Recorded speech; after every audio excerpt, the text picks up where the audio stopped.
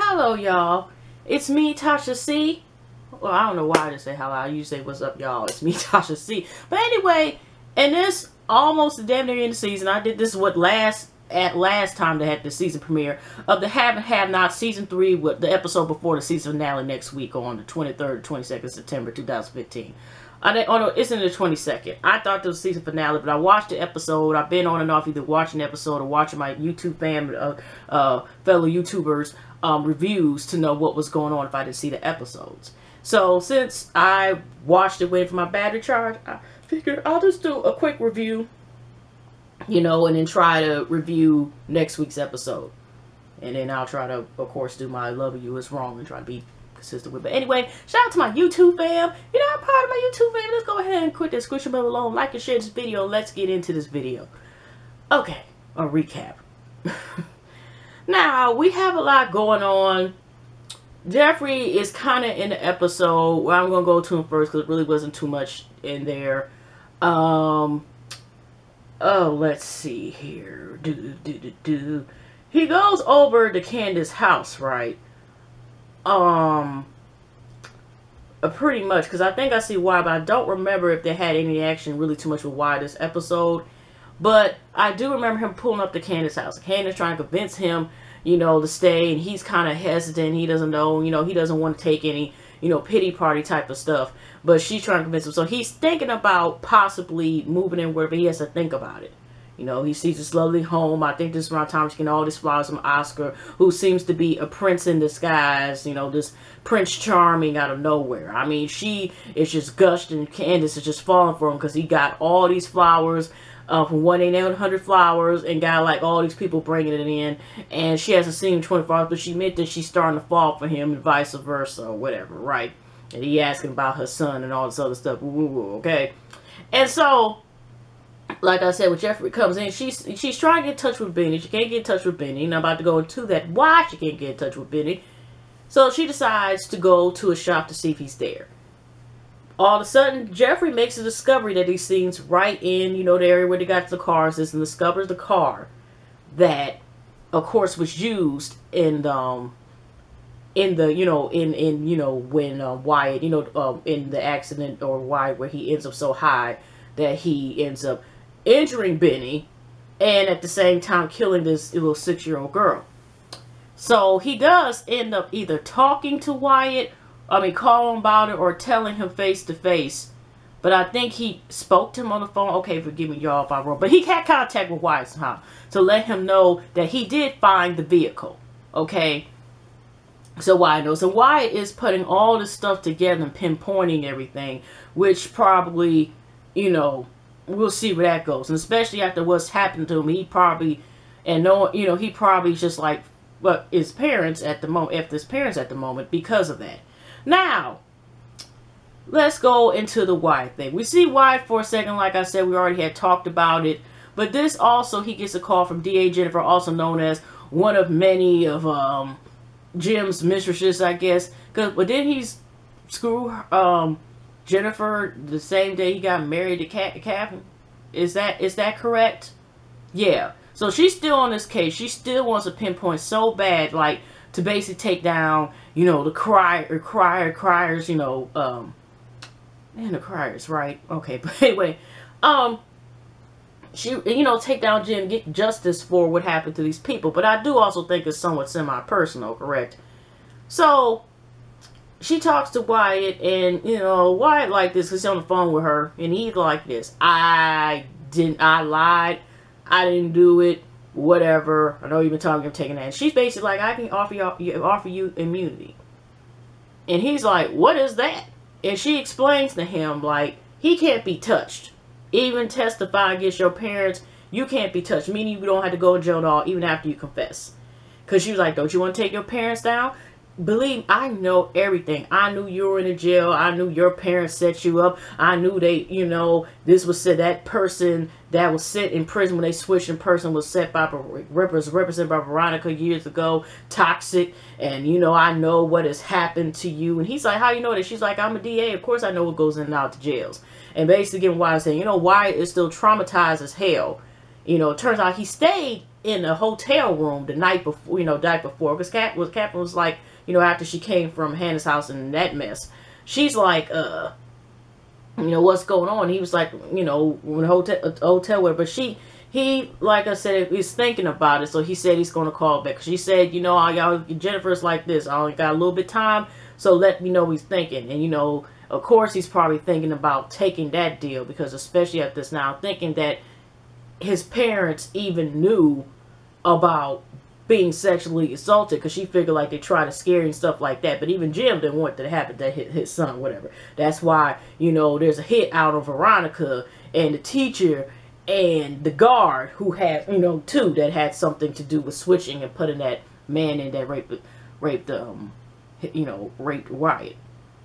Or sexually on the same thing. But, so, interesting enough, of course, like I said, the Candice thing, whatever. Well, I just want to bring up the Hannah thing. And, Quincy was able, nobody else was outside or see him run away and walk away. Even though it was done in daylight time. Where he runs his car into the house. And I'm gonna get you, Granny. Because my people talking about, I'm gonna get you, sucker. And I said, I'm gonna get you, Granny. Just runs the fuck off. And it's just like, what the hell?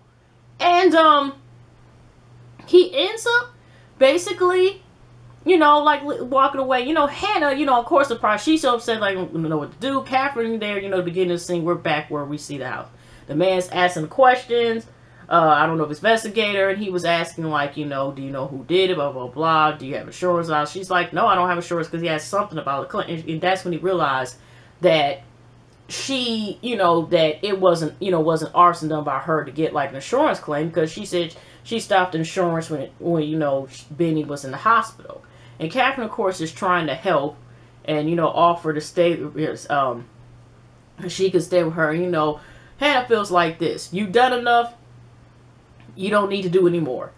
And, Benny comes in there, and, Benny, of course, is trying to get her to stay at, at his house. But I can understand Hannah to a certain extent of feeling like she's just sick and tired, because it feels like Candice has put them through so much hell. Anything, like you touch her, instead of turning to, you turn to gold, or, like just turn to statue, and you serve no purpose, you're just frozen, or just like she turns like, like the way she acts about staying with Benny in Candice's house, you would think that she was a hex or some type of bad, some spell put on the goddamn house, because she's just like, no, I'm not going there. I don't do this. Now, she don't want to stay with that. She don't obviously have enough, but obviously have enough money where she was just saying, like, well, I'll just stay in the room for hotel room for a couple days and get my head straight to go better. And Benny's just like, she's like, no, but he convinced her to get into the car so she can leave, okay? And, they have, like, in a later scene where they're in, in Benny's house, right?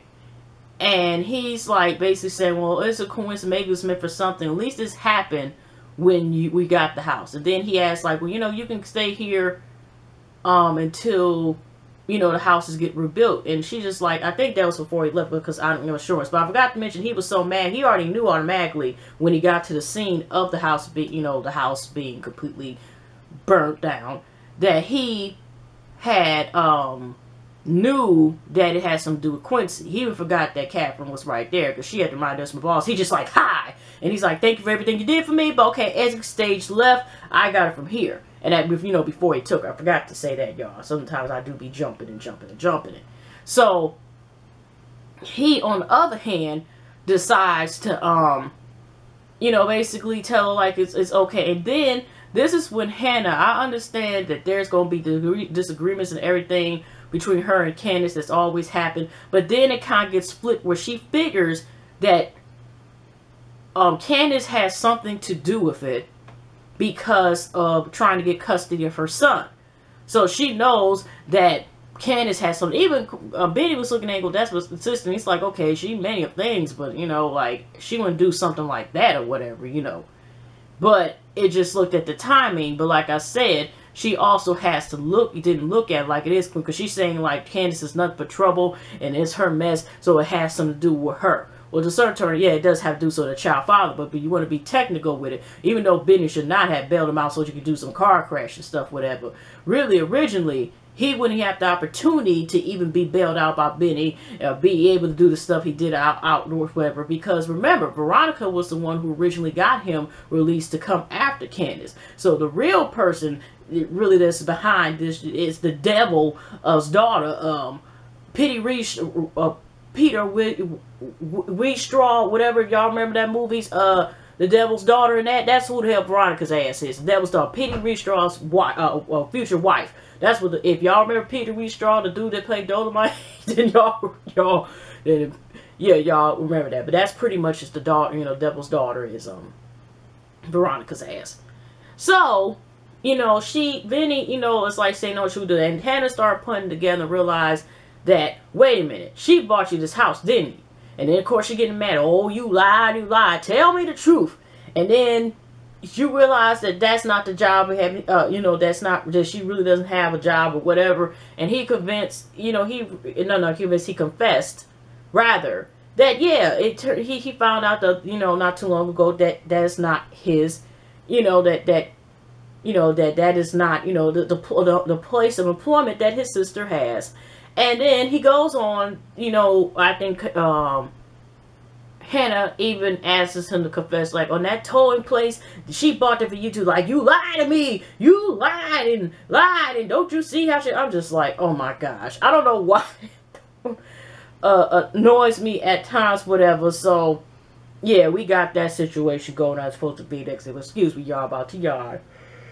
Because it's kind of late, and I just want to get this last video out the way, and I'll be done for this week, and then I'll do some more videos next week.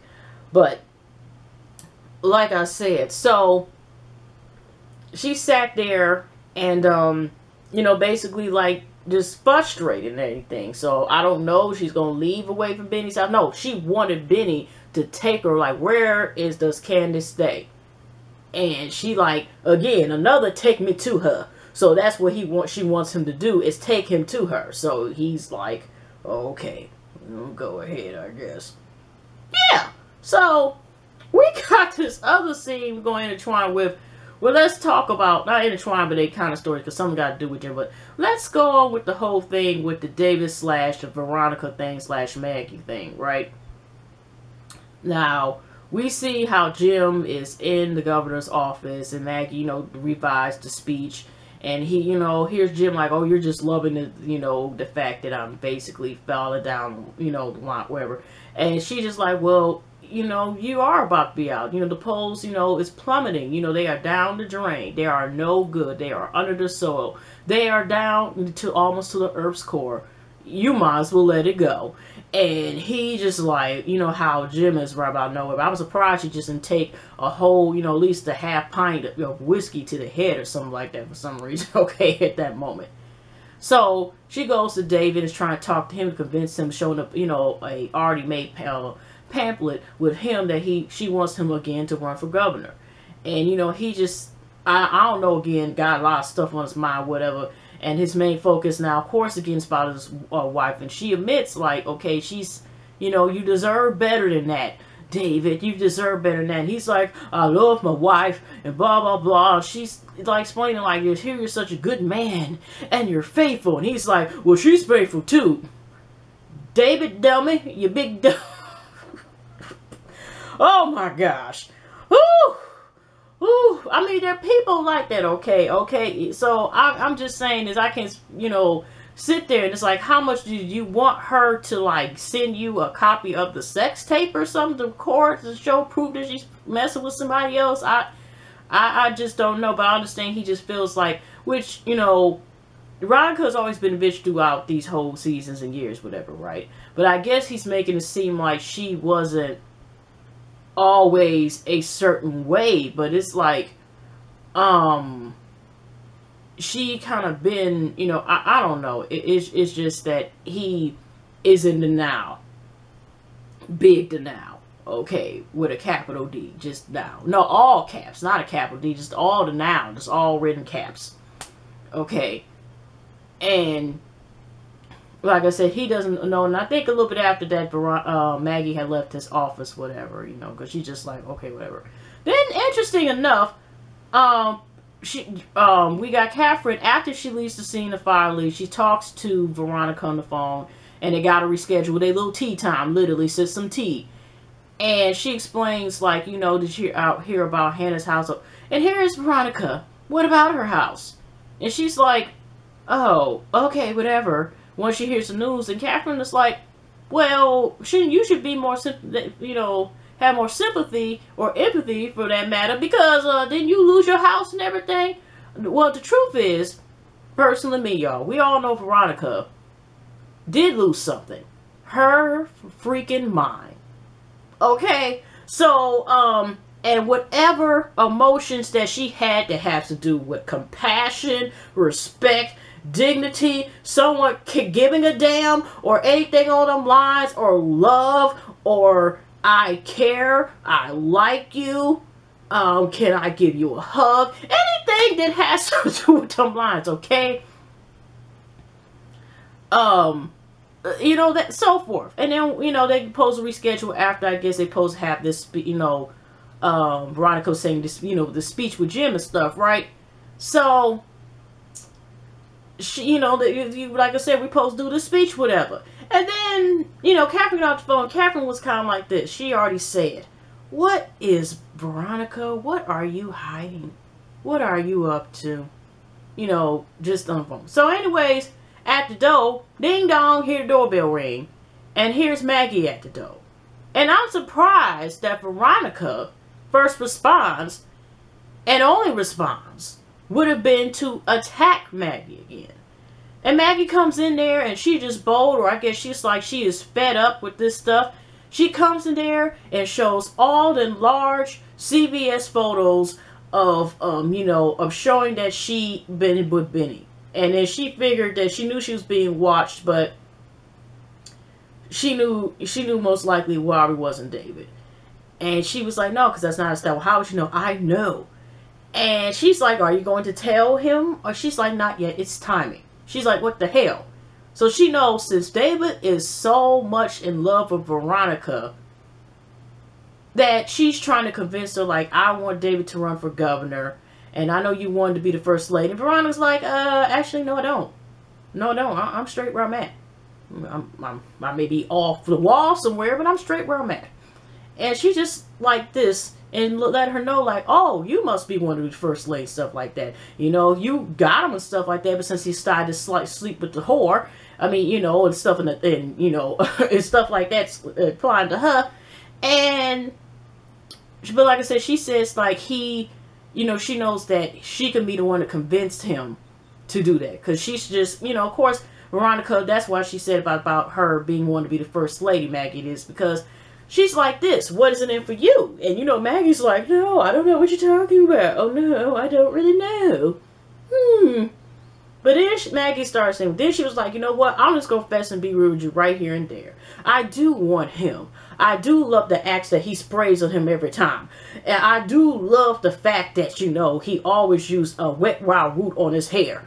And I just love the fact that he, you know, the way he is, the way he breathes, the way he eats a Subway sandwich. Anything. She just loves him. But she knows, but you know what? He loves you. And he came over there, he was looking for you. Let me just keep it real with you. He was looking for you. Okay, and then Veronica, for some reason, looked like she almost had something called, it was tears going to her. Has Veronica ever cried through any of these seasons? But you could tell Veronica was starting to, but instead of slapping her, she just like, she kind of just started looking like she was getting something back called her soul. And she was just, you know, like, contrite, and she realized Maggie was kind of talking like it wasn't something like she lied. She was just like, you know, when he came in that night that you thought we basically were doing something, I'm paraphrasing, of course. I tried to kiss him. He didn't want me that way. Nothing has happened. All he thought about was you. He just wanted you to comfort him. I, of course, did want to, you know, throw it down and ride him like, you know, back in the Wild Wild West days. But I did not have the opportunity because he did not want me. like that. He just sat up in the room, even not, you know, but all he could think about is you, Veronica. All he loves is you. He has not touched me. And then, but she was able to touch Veronica in a way that most, you know, that's very hard to get people with the words. Because Maggie said this now. You don't sit here, you know, try to be there and get it together. Because like I said, Veronica's face did look kind of like, oh my gosh, like she's trying to avoid crying or kind of, you know, feel guilty about the behavior that she has been doing.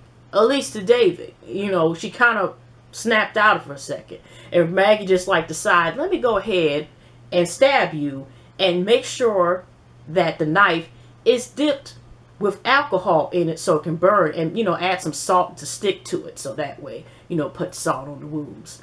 Because she just like this. Because if you don't get your stuff together basically, or, you know, be there for David or something like that, those lips would be touching all over this body. She just like, get out.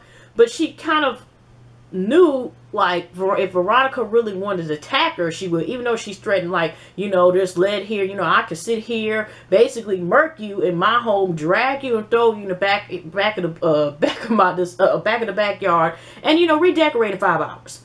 And she just like, you wouldn't. She was like, you want to try me? We all know Veronica's crazy, but it was interesting that she let Maggie come through the door, because, you know, first she said, I'm not saying come through the door. When she opened the door, actually Maggie walked through.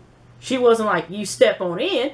Maggie came in there like she was sick and tired of it shit, and I don't know if she was going to throw her hands, but it might have been that way. But anyways, so she walked out, you know, and Veronica, when Maggie closed her, it's, like I said, Veronica started like, oh my gosh, was starting to cry or about to cry, and we actually see her about to do the ugly cry shit. I was like, oh my gosh, she has a soul again. So, whew. So we'll see how that turns out starting the season finale. Even though it looked like Benny gonna get all up in it again, because, you know, Maggie also reminded her is you sitting here fooling around with 20 years. She's like 23 and loving it, okay? You know, just come and turn it out stuff, just throwing that seasoned cooch on me. Not wrong with that. Good. I'm just saying, just turning him out and stuff like that. But anyways, so let's go with the Jim situation, and then I'll be done as far as the highlight. Now, Jim, after going to the governor's office, he goes to Celine's place, whatever, right? He basically like, I want to be with you a little bit. Celine's just like so shocked, but she's so happy and stuff like that, right? So basically, he basically bangs her on the couch. You know, they both, and he's just like, I love you, I'll, you know, blah, blah, blah, I love you. And it's only to basically get the drunk. So after he finishes, and then, you know, sit up afterwards, you know, she's just like, oh, I knew you loved me, you'll come back to me, blah, blah, blah. And he's just like, and then he basically let her know, like, you know what? Now, he screwed her physically wise, he was able to screw her again mentally wise, because he basically let her know, like, I just, you know, I'm not coming back here again, and I'm going to give child support, because, you know, I'm a judge for that bastard, child, you know what I'm saying? And, you know, I'm just gonna let you know, this couch I paid for, this house I paid for, everything else I paid for, that you don't have to ever see again. You a low, pathetic ass piece of slime. You did what you did, so, you know, basically like this, I just look at you, it's just nothing but, you know, just trash to me. So I don't want to be called so, but you know how Jim gets down some of the words, but he just was basically like this. I screwed you like you screwed me, so now we're pretty much even. So bye-bye, ho. That's pretty much what he pretty much said. And Celine's like, this is not, we're not even. And just left. Here she is thinking that, you know, Chance, he even said, I never loved you. Basically, he was just running that game to, because he knew Celine was always wrapped around his finger and lived delusion. You know, I don't know what type of prime penis that Jim has, but she was married too. Now, Leslie has some, I don't know what type of job her husband had, you know, I don't know that, but went into details, stuff like that. But, you know, she left her husband to mess around with Jim. Didn't she? Did she ever have kids? But I'm okay, that was like, that's doing a case analysis or something. And that's that. But yeah, it went down like that. And the last thing to talk about is, Candice and Jeffrey, because she was doing some outings. She went to go to the hospital, right? And the social worker is there. The one that got almost choked out by Quincy, what, last week or something, the week before last. And she was talking to her, and she says, you know, I gotta speak to private. She was like, you go ahead and talk to me right in there. And oh yeah, that's when I forgot. That's when Jeffrey called Wyatt on the phone to tell him that he found the car. Okay. Oh yeah. So she lets him know, like, she spoke, I guess, to her, you know, supervisor or something like that, or whoever's in charge, and, you know, the verification. But she said this, you know, that she didn't see the money, but she showed that the count, well, obviously nothing has been taken out that count, I guess, yet. Because I know she was saying to Oscar, like, she wanted to pay him back, and he's just like, never mind, she just want to make sure she gets her son. They're talking about lovey-dovey stuff earlier, like this is a romantic comedy or something. And we all know this show ain't nowhere near that. And so she's basically like, you know what, you know, after seeing the amount of money, then she started to notice all these police were around. And Candice feels some type of way, and because she was like, why is all these police around? She said something about, you know, Quincy's dad, little Quincy's dad, and we all know who the heck that was. And, you know, all of a sudden Candice is like, here, she got the opportunity to see her son, and she's just like, you know what, tell the lady when she comes to the station just to call me. Because, you know, as far as before that, it was almost like there was a 100% guaranteed, or 90.9, because nothing's perfect on this earth, guaranteed that she was going to be able to have custody of little Q. And she just had left and just panicked, you know, and just was like, you know what, just call me, and just left. And so when the social worker supervisor comes, or, you know, who I think, right, and then the social worker, because, you know, she more so on Hannah's side anyway, she says she's a better fit. You know, I think the supervisor basically told her, like, you know, she don't seem to really want her son. And they basically discussed and agreed that it's a better fit for Hannah to be, you know, guardianship over a little Q. Because all he does is ask between them, or I think the social worker that asks is between them is for his grandma, as opposed to her, that she's a no good grandma. But now Hannah got a report, I mean, that she stayed with Benny, or whatever the heck that's gonna be about, because Hannah ain't got nowhere to stay her own. I mean, she ain't got her own place no more, because Quincy up there, you know, throwing cars inside the. Oh, y'all, I also forgot to mention that at the end, because it kind of cuts off after 27 minutes if I don't pay attention. But yeah, so, excuse me. Bless me. Oh, Lord. But anyway, y'all, towards the end, you know, like I said, he Jim was letting basically know, like, we're even, you're a hoe, blah, blah, blah. This is the last time I'm gonna see you, bad bastard, the child support, all this stuff, because I'm a judge. The last time you see me again, I just screwed you and used you and abused you. And, you know, both ways, mentally and there. Okay. So Celine, before she left out the door, she like, this, we're nowhere near even. Because like I said, he did that plot to mess with her head, because of her basically, you know, even though he felt free of conscience about he's free about basically being exposed that he has these, you know, outside children, and been messing with his mates and such then. It hasn't been really supportive being around his kids, a period, that he has with her. So before I leave and finish this video, remember also too that Jim also has made his, you know, placed this order in for 3 killings. You know, like I said earlier, he already put in Veronica. He wants to save her the best for last, I guess. And the guard that has something to do with changing. And who else? The teacher, Amanda's teacher, who raped her, and the reason probably why she just said F it and killed herself, or accidentally killed herself. So yeah, so that's it. So anyway, y'all, you have a pleasant week, pleasant life, pleasant weekend, and I definitely see y'all in the next episode. All right, take care.